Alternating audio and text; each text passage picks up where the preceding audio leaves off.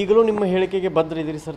101%. ನಾನು ವಿಶೇಷವಾಗಿ ಒಬ್ಬ ದಲಿತನಾಗಿ, ಅದರಲ್ಲಿ ಕೂಡ ಈ ದೇಶದ ಪ್ರತಿಯೊಬ್ಬ ದಲಿತರು ಕೂಡ ಟಿಪ್ಪುನನ್ನು ಬಹಳ ಅಭಿಮಾನದಿಂದ, ಗೌರವದಿಂದ, ಪ್ರೀತಿ ವಿಶ್ವಾಸದಿಂದ ನಾವು ಟಿಪ್ಪುವಿನ ಹೆಸರನ್ನು ತೆಗೆದುಕೊಳ್ಳಬೇಕು. ಯಾಕಂದರೆ ಅವರ ಒಂದು ಆಡಳಿತದಲ್ಲಿ ತಿರುವಾಂಕೂರ ಅಂತ ಕೇರಳದ ಒಂದು ಆಸ್ಥಾನದಲ್ಲಿ ಯಾವಾಗ ದಲಿತ ಹಿಂದುಳಿದಂಥ ಮಹಿಳೆಯರ ಒಂದು ಸ್ತನಗಳಿಗೆ ತೆರಿಗೆ ಹಾಕುವಂಥ ಒಂದು ಅನಿಷ್ಟ ಪದ್ಧತಿ ಇತ್ತು, ಅದನ್ನು ಮುಚ್ಚಿಕೊಂಡ್ರೆ ಅದರ ಮೇಲೆ ತೆರಿಗೆ ಹಾಕುವಂಥದ್ದು, ಅಂಥ ಅನಿಷ್ಟ ಪದ್ಧತಿಯನ್ನು ತೆಗೆದುಹಾಕಿ ನಮ್ಮ ಒಂದು ಸಮಾಜದ ಹಿಂದುಳಿದವರ ದಲಿತರ ಮಾನ ಕಾಪಾಡುವಂಥದ್ದು, ಅವರಿಗೆ ಒಂದು ಸ್ಥಾನಮಾನ ಕೊಡುವಂಥದ್ದು, ಸ್ತ್ರೀಯರಿಗೆ ಒಂದು ಆತ್ಮಗೌರವ ಕೊಡುವಂಥದ್ದು, ರಕ್ಷಣೆ ಕೊಡುವಂಥದ್ದು ನಮ್ಮ ಹೆಣ್ಮಕ್ಳಿಗೆ ಮಾಡಿದ್ದು ನಾವ್ಯಾರೂ ಕೂಡ ಮರೆಯೋಂಗಿಲ್ಲ. ಆ ನಿಟ್ಟಿನಲ್ಲಿ ಇವತ್ತೆಲ್ಲ ಭಾಳ ಹೇಳ್ತಾರೆ. ಎಲ್ಲ ಟೈಮ್ನಲ್ಲಿ ಎಲ್ಲ ರಾಜರು ತಮ್ಮ ರಾಜ್ಯದ ಒಂದು ವಿಸ್ತಾರಕ್ಕೆ, ಸಾಮ್ರಾಜ್ಯದ ವಿಸ್ತಾರಕ್ಕೆ ಎದುರಿನವ್ರು ಯಾರು ಅಂತ ನೋಡೋದಿಲ್ಲ. ಎಷ್ಟೋ ರಾಜರು ಹಿಂದೂ ರಾಜರ ಮೇಲೆ ಮಾಡಿಲ್ವಾ? ಮುಸಲ್ಮಾನರ ಮೇಲೆ ದಾಳಿ ಮಾಡಿಲ್ವಾ?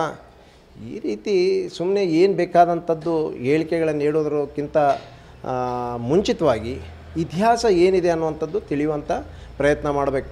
ಲ್ಯಾಂಡ್ ರಿಫಾರ್ಮ್ ಆ್ಯಕ್ಟ್ ತಂದರು, ದಲಿತರಿಗೆ ಅವರು ಭೂಮಿಯನ್ನು ಕೊಟ್ಟಂಥವ್ರು, ಇವತ್ತು ರೇಷ್ಮೆ ಟೆಕ್ನಾಲಜಿ ಪರಿಚಯ ಮಾಡಿಕೊಟ್ಟಂಥವ್ರು, ಯುದ್ಧದಲ್ಲಿ ರಾಕೆಟ್ ಟೆಕ್ನಾಲಜಿ ಬಳಸಿದಂಥವ್ರು, ರೇಷ್ಮೆ ಬಿಸ್ನೆಸ್ಸನ್ನು ಅವರು ಇಂಟ್ರೊಡ್ಯೂಸ್ ಮಾಡಿದವರು, ಇವತ್ತು ಸಾಂಬಾರ್ ಪದಾರ್ಥಗಳನ್ನು ಎಕ್ಸ್ಪೋರ್ಟ್ ಮಾಡುವಂಥ ಕೆಲಸ ಮಾಡೋದು, ಆರ್ಥಿಕ ವ್ಯವಸ್ಥೆನೂ ಕೂಡ ಇಂಪ್ರೂವ್ ಮಾಡಿದಂಥದ್ದು. ಅಬ್ಬಯ್ಯ ಪ್ರಸಾದ್ ಅವ್ರ ಗೆಲುವಿಗೆ ಮುಸ್ಲಿಂ ಸಮುದಾಯ ಕಾರಣ. ಅದಕ್ಕಾಗಿ ಮುಸ್ಲಿಂ ಸಮುದಾಯವನ್ನು ಅಬ್ಬಯ್ಯ ಪ್ರಸಾದ್ ಅವರು ಇಲ್ಲಿ ಓಲೈಕೆ ಮಾಡ್ತಿದ್ದಾರೆ.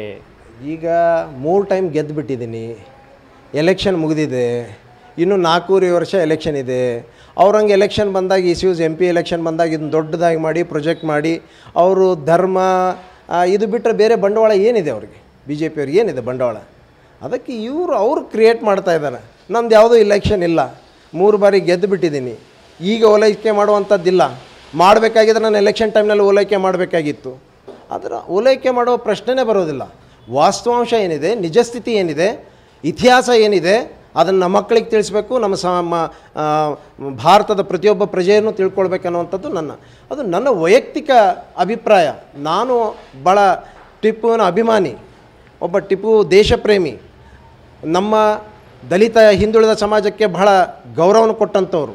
ಇವತ್ತು ಪೇಶ್ವೆಗಳು ನರಮೇಧ ಮಾಡುವಾಗ ದಲಿತರನ್ನು ಮಾತಾಡಬೇಕಾಗಿತ್ತು, ಇವತ್ತು ದಲಿತರನ್ನ ಊರಿನಿಂದ ಹೊರಗಿಡ್ತಾ ಇದ್ದಾರೆ, ಕಪ್ಪು ಬಶಿಯಲ್ಲಿ ಸಪ್ರೇಟ್ ಇಡ್ತಾ ಇದ್ದಾರೆ. ದೇವಾಲಯದಲ್ಲಿ ಪ್ರದೇಶ ಇಲ್ಲ, ಎಲ್ಲ ದಲಿತರನ್ನ ಹಿಂದೂಗಳಂತ ಹೇಳ್ತೀರಿ, ಇದ್ರ ಬಗ್ಗೆ ಹೋರಾಟ ಇರಲಿ ನಿಮ್ಮದು.